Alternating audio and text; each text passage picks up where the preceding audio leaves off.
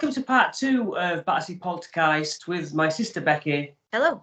And myself, Chris. And we're both in White House Investigations. And this is discussing Danny Robbins's Battersea Poltergeist podcast, episode 2. So you need to go and listen to that first to get the full benefit. Very quick advert. My book is still out on Amazon, Into the Darkness, Becoming a Ghost Hunter. And the link is in the description.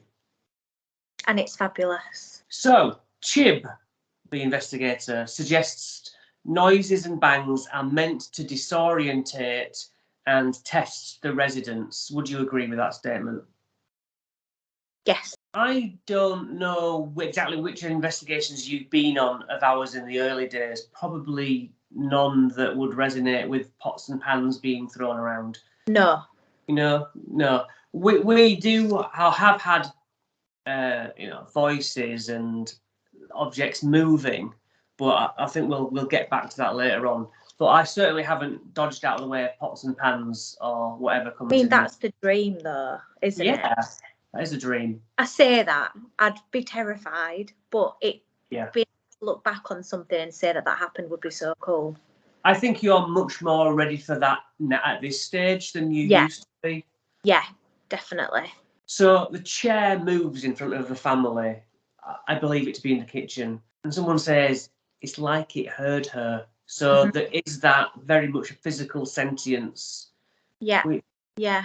It's like responding, isn't it? It's like it's intelligent, whatever it is. Yeah. Chip says it gravitates towards one person, the focus, which is Shirley. Now, Becky, how would you feel if you were the focus of something like that? I honestly, I'm not kidding, it would be the worst thing I think that could happen. I would be terrified. She's quite confident though, isn't she? She's like, oh, go do this. Or I'd be out the house. I'd be living with my friend somewhere. I think at first, it's fun and games, isn't it? Because she's surrounded by family. It's like, oh, what's this? What's this funny thing that's happening? Yeah, and it's gradual, isn't it? It's like a gradual build-up. But I wouldn't want it to happen to me. Definitely not. Would you? I would love it. But even at 15? Oh, at 15? No. Yeah, now, fine. As much as I used to try and, I told you before, put a Ouija board letters out. Yeah. Almost hoping, because I didn't have a clue what I would be messing with. So, and I'd also say, right, dead relative, now. Show me now. Just do it now. Get it over with. And then I know.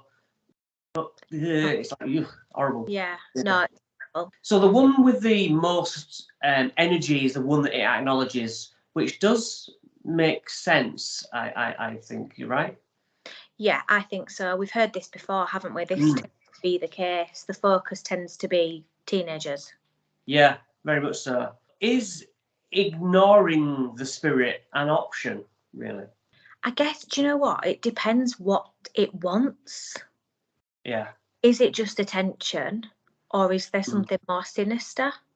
And I don't actually know the answer to that because I'm not really familiar with the case. I've never really read about it, or obviously I've heard about it. But it does depend, I think, on what the spirit wants. Yeah. I'm a bit split on the ignoring it thing because if you're scared and you're not, on the one hand, I'm thinking, just ignore it and it might back off. But on the other hand, I don't think that's what we've found in practice. It will do this, and then a bigger thing, and then a bigger thing, being like, hey. I also think, so that would be my reaction. So my reaction and your reaction, I think, would be totally different. You would be absolutely, get the Ouija board out and let's have a full-blown conversation. Yeah. Be like, nope, it's not happening, leave me alone, I don't want to know. So I feel like it depends on how you deal with things like that. I would find it much more terrifying if I had activity in my house that I didn't know who or what it was. Once I cracked out a Ouija board and found it to be Nigel, age 65, I would be like, all right, Nigel, that would make me feel better. Yeah, okay. But not knowing that. It's that starting that conversation, I think, that would be so scary. Yeah. I almost wouldn't want to know if it was anything negative, if that makes sense. Yeah, but I don't know if we do negative in our team. It's like, No. it's not negative, it's just misunderstood. It's just, come on, stop being a dick. You know? Yeah, but it is that what if. It's the what if, and if it's in your house, you're stuck with it. That's it then. Yeah. So Danny says you saw pots and pans move through the air, and Shirley, a now considerably older woman, says, yeah, that is exactly what I saw.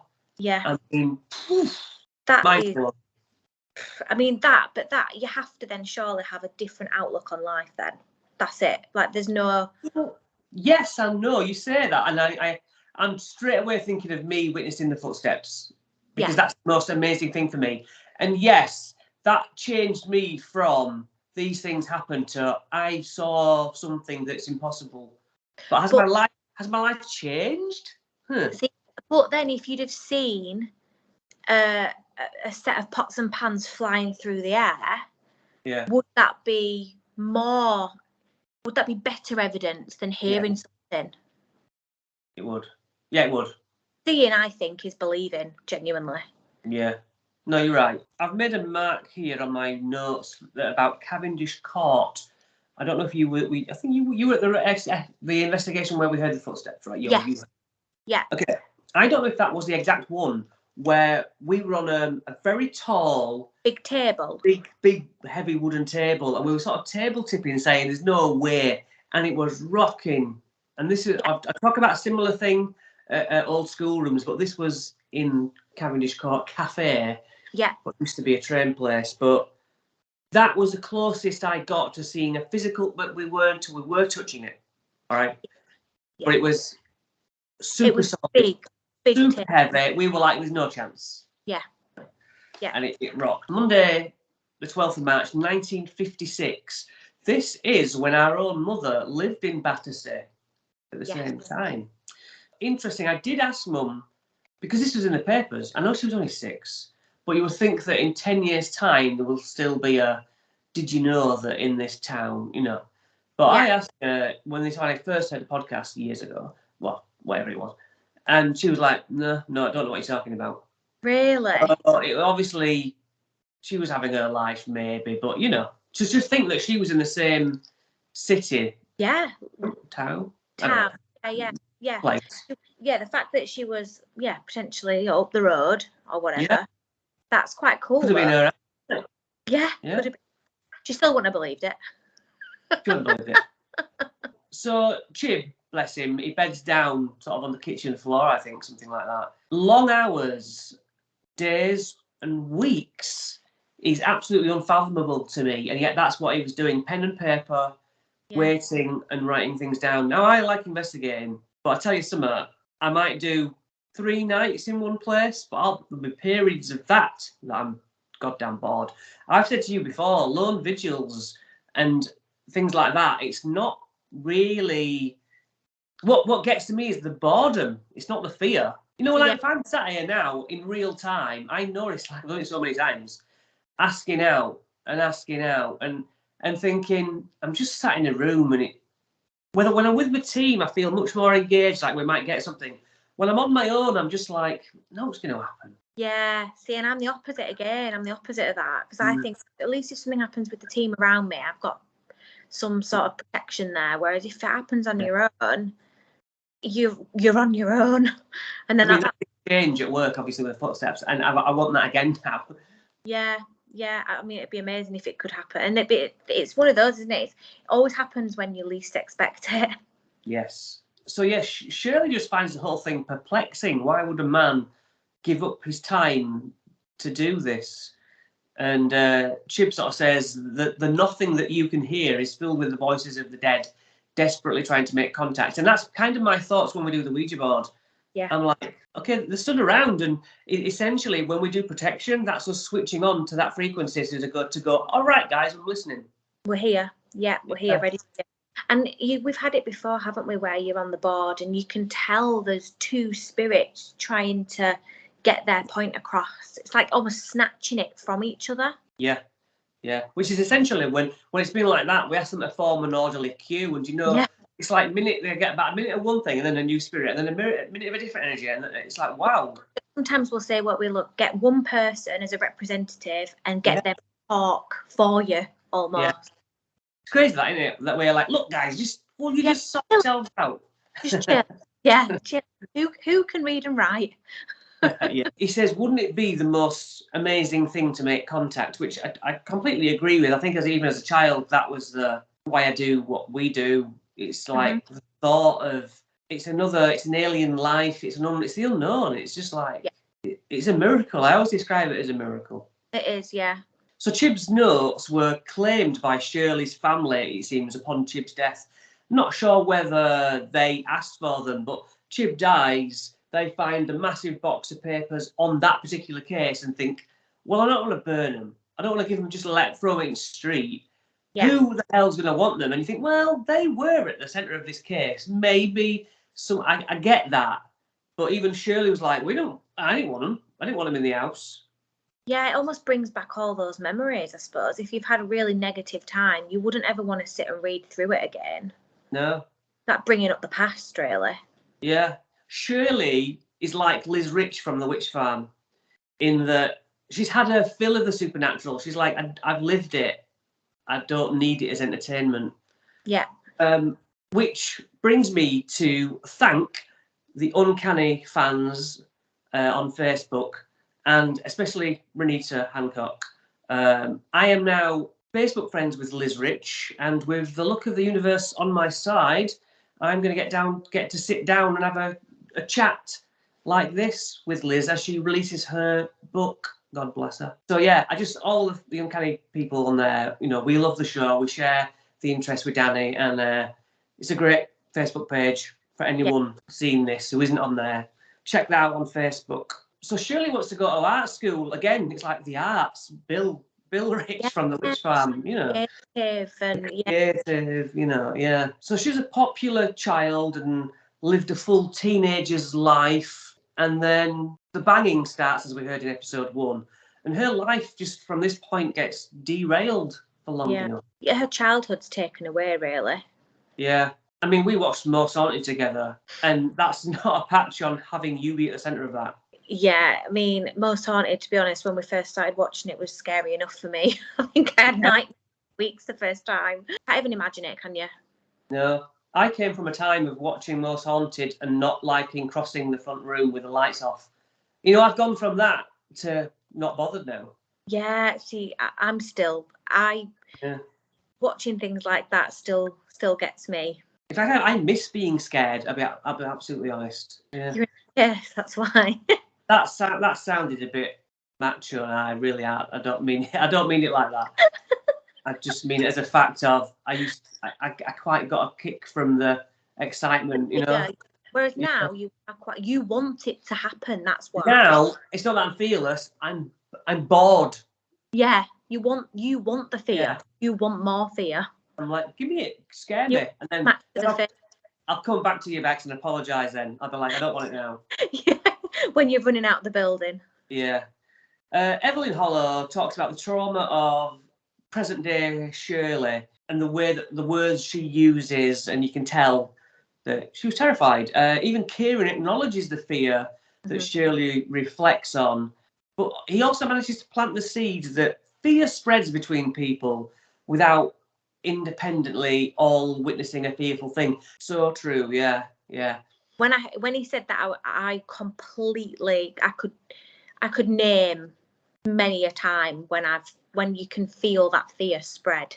Yeah. And I always look at you, because you're like, it's fine. But if I see that you just fear, if I see you're scared, I'm like, oh shit. Like, were you at Bingley Cemetery when I got overwhelmed with fear? No, but I've obviously read about it in the book and heard about it, and I think, and the team have also said to see you like that, that they needed to leave. It wasn't right. That was so weird. That was the role reversal, because I was scared and the rest were like, what? And I was like, I just want to go. Yeah, not like you at all. No. And yet that's when I saw the spirit or the thing. So the option to run away isn't an option. Like in many poor houses, usually the families. I'm thinking of like East Drive, Pontefract, for example. The families are like, we can't just up and leave. This is what we've got given, and this is where we stay. Yeah, exactly. You can't. Where? The majority of people probably couldn't just put the house up and leave. No, It's no. expensive. Absolutely. A lot of people don't want to leave. They're in the house because it's the house and it's their home. They don't want to be chased out of their home by something that they can't even see. Because that's fundamentally your safe space, isn't it? Yeah, this is what I always say, isn't it? Like the last thing I would want is for something to be in my house, because I come home from an investigation and I'm like, right, switched off, that's it. Yeah. I don't want to know. I don't want to hear anything. Hence why when things were happening in all of our homes, when we were on the way to York, that was really scary because you just think, God, there isn't a barrier. They can just come and go as they please, potentially. Yeah. How do you feel now about when your husband came home and said he thought he saw something in your bedroom, a figure, and that kind of, you already thought that Sam might have been around? He was definitely around, 100%. He tried things in your bedroom, didn't he?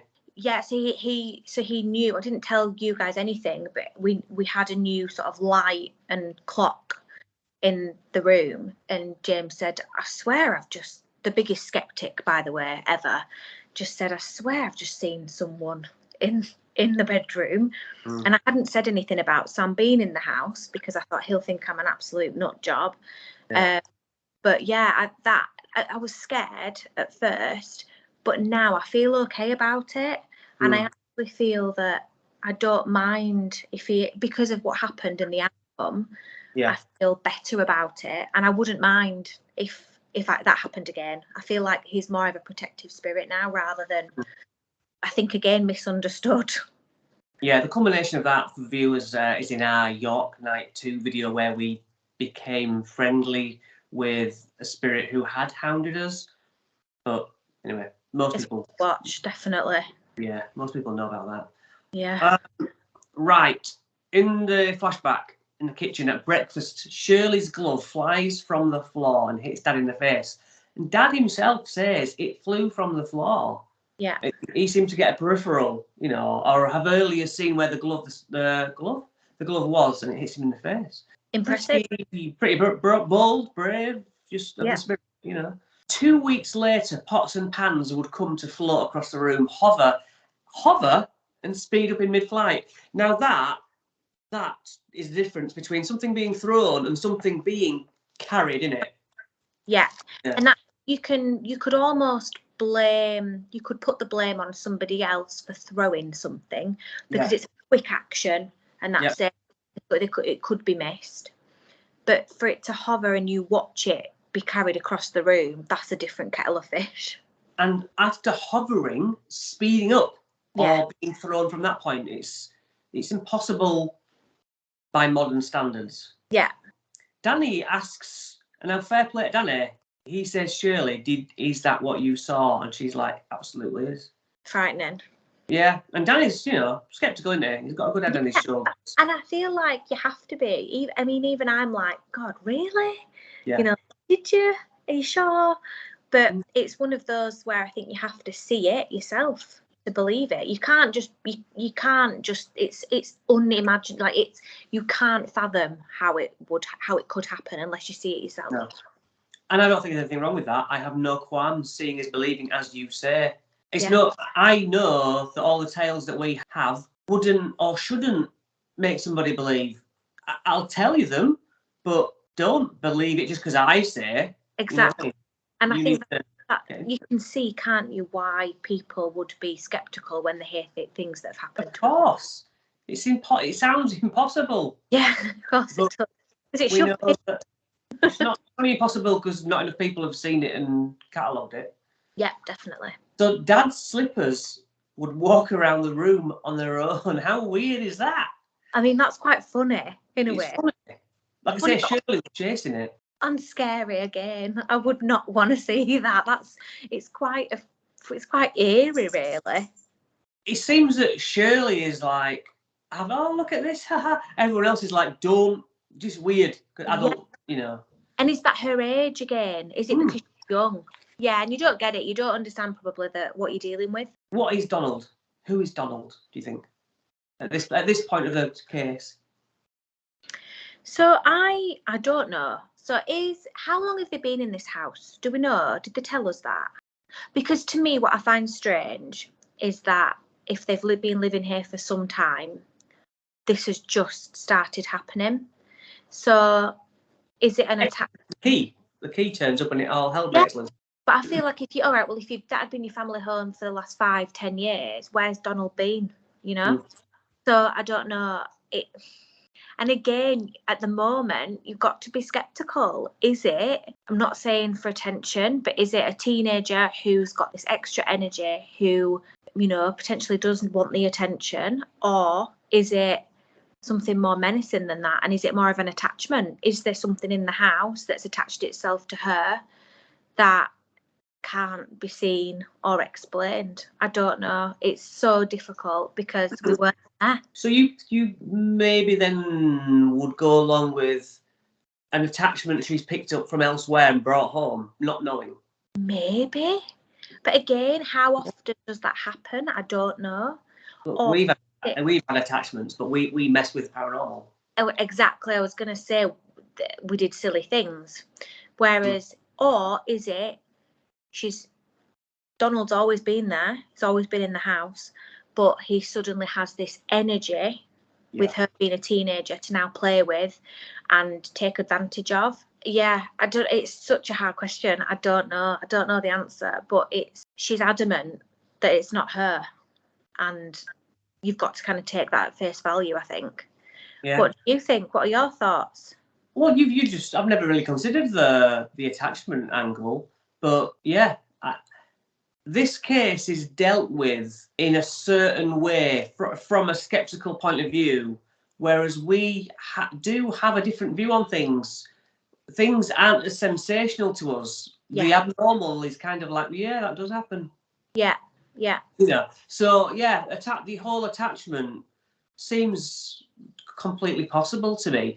As you say, though, about as Donald already been living there, if you go back to Ouija board at my house session 1, 4 spirits in this house. That was the reading that came through the board. Now, I've never had. Okay, I won't say never because there are things that have happened here.